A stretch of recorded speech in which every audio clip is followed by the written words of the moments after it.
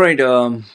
I want to give you my thoughts about this article that is on dailymail.co.uk, dated 6th July 2025. And its title is Afghan Man, 45, marries a girl aged 6 before the Taliban intervene and say he must wait until she is 9. Now, when I read a news article like this, it, um,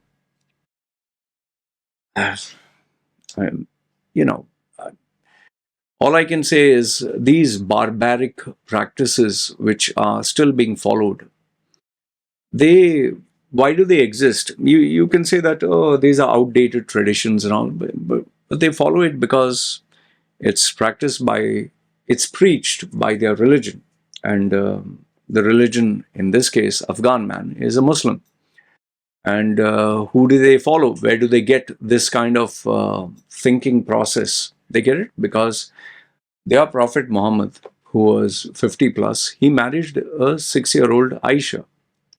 And because, your role model, the man you pray to, who is your leader, who you worship, if he did it, it should be right for us also. That is the logic behind Muslims. Now, I'm very sure a lot of Muslims will jump on the bandwagon. Hey, do you see everyone marrying 6-year-olds? No, I totally agree with you.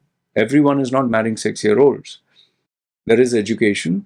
There is the evolution of human decency, where they know that this is a small child.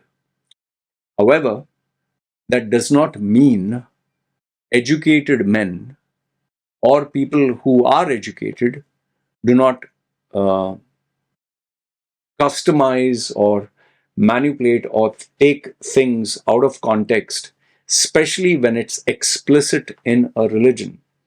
See, let's understand one thing first. In Islam, in Islam, all Muslims across the board know there is a Prophet Muhammad. That you'll agree with me. You'll also agree with me that Prophet Muhammad, as per the Quran, unless you got a new version of it, married Aisha, who's maybe his third, fourth, fifth, sixth, whatever wife, Aisha, who was a child, 6-year-old. Okay. Now, over here, things get a little blurry. Some people say, oh, he married her to protect her. Oh, he married her so that he could give her a better life. Okay, fine. All fine.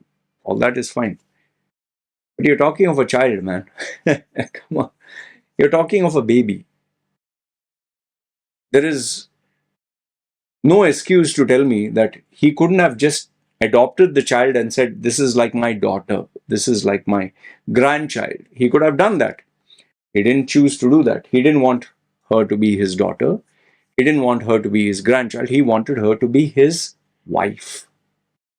And why does a man get married to a woman?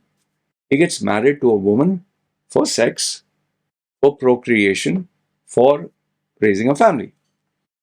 And lo and behold, Prophet Muhammad laid down the template for what was acceptable. And because he married someone who was 6, we have our, Afghani Taliban Muslims. They feel it's damn all right to marry a 6-year-old man.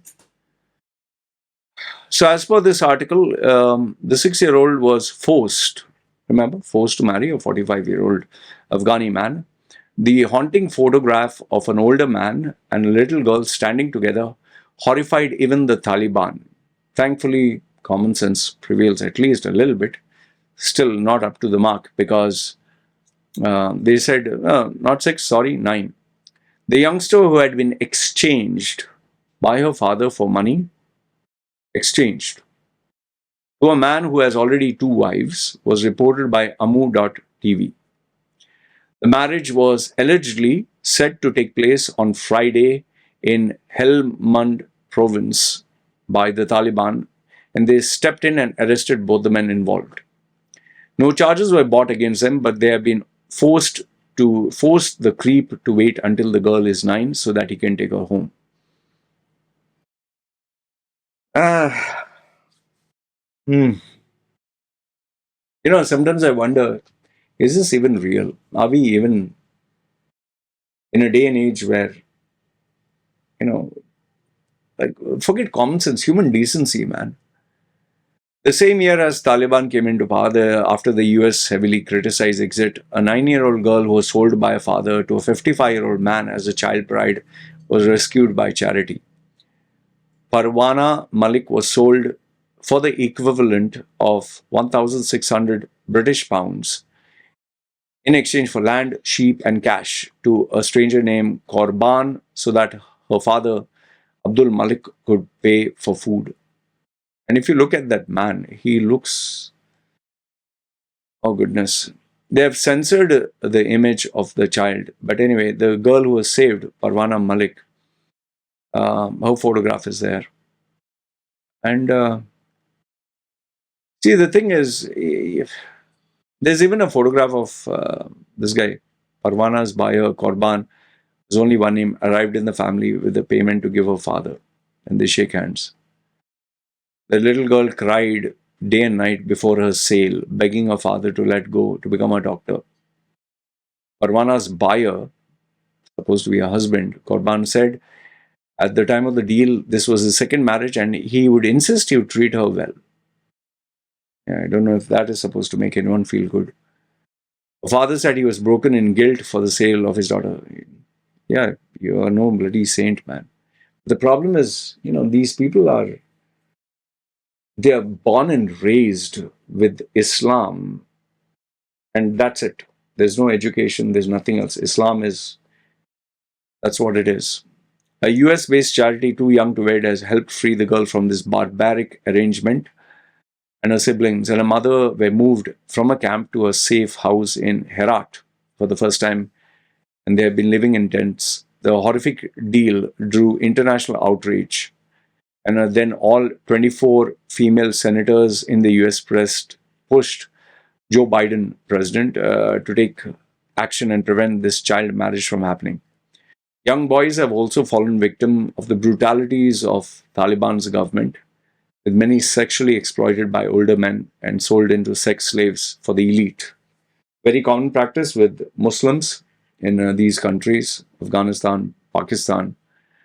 And they call them what? Bacha Bazi, young boys and adolescents who are supposed to wear makeup dressed in brightly colored women's clothes before being sent to powerful men to dance and entertain. And in Daily Mail Online, you can see a couple of those photographs and videos. Bacha Bazi, whose name translates to boy play, has persisted for centuries. And while Afghanistan's current Taliban leadership claims to oppose it, the practice continues. They're never going to stop it. That's the reality. Let's not fool ourselves. The report released in November details how boys remain at high risk of commercial exploitation through Bacha Bazi and frequently underreported due to stigma and fears. Pakistan, Afghanistan, these countries, they're filled with these barbaric individuals. And they follow their Islam to the T so explicitly, they don't have an iota of embarrassment. And by the way, it's followed in many other places. They try to do it secretly, but it's still there. Survivors have escaped speak of beatings, rape, psychological torment, only to be cast out once they grow facial hair and are no longer considered desirable. Many turn to prostitution, drugs, suicide, unable to escape the trauma they have endured. Though some boys reportedly volunteer, many have sold into this life by impoverished families because they don't have any money to even eat food. Others are simply abducted, including police officers, the very people supposed to prevent Bacha Bazi from resurging. Photographs and videos have surfaced online showing boys at these gatherings forced to perform in groups of men who later pass them as objects of pleasure. Very disturbing photographs, and it's it's one of those things, this necessary evil. A young boy, Afghan Bacha Bazi, dancing in front of a private party. Once these young boys are sold by their families, many are harangued into harems, flogged by pimps and traffickers. Some boys are effectively kept as personal properties until their owners are wary of allowing men to see with their owners, wary of allowing other men to see the children for fear they would try to steal them away. Some are even traded as commodities. It's believed that every military commander has a young companion as part of this sick game. In 2015, a New York Times investigation revealed that child rape by government affiliated Afghan commanders was so common that even US troops kept it as an open secret. US, the land of the free, home of the brave. When it suits them, they just close their eyes and allow this. There are some directors who have even made documentaries about this. Taliban's own morality police, the Ministry of Propagation of Virtue and Prevention of Vice, focuses exclusively on policing women's behavior, while crimes like Bacha Bazi continues in their shadow. The repeated crackdown on women's rights has snowballed in recent years, with girls banned from primary schools, denying all kinds of education. Well, this is typical. This is what is explicitly believed in hardliner kind of Islamic belief, where women have no rights, they are the property of men. It's not from my pocket, this is as per Islam. Okay. The extremist government also said that women can no longer teach, visit mosques, attend seminars, fun parks, gyms. According to UN, more than 70 decrees, directives, and statements are practiced and targeted what women can't do. Anyway, so this is the article. There are a few more stats by UN. But like I said, this is followed in Islam. This is practiced in Afghanistan, Pakistan, and wherever they can get away with the Islamic laws. So, and yeah, where there is poverty, this is an acceptable way of living. You tell me, what do you think? Do you find this disgusting, or is this, I don't know what to say, man. I can assure you one thing, a lot of Muslim guys will be commenting down and saying anti-Islamic, anti-this, anti-that. They will not admit that this is a reality. This is actually going on. Well, what can you say? Anyway, I leave it to you to decide to give me your views. Comment down below. This is me signing off. Take care.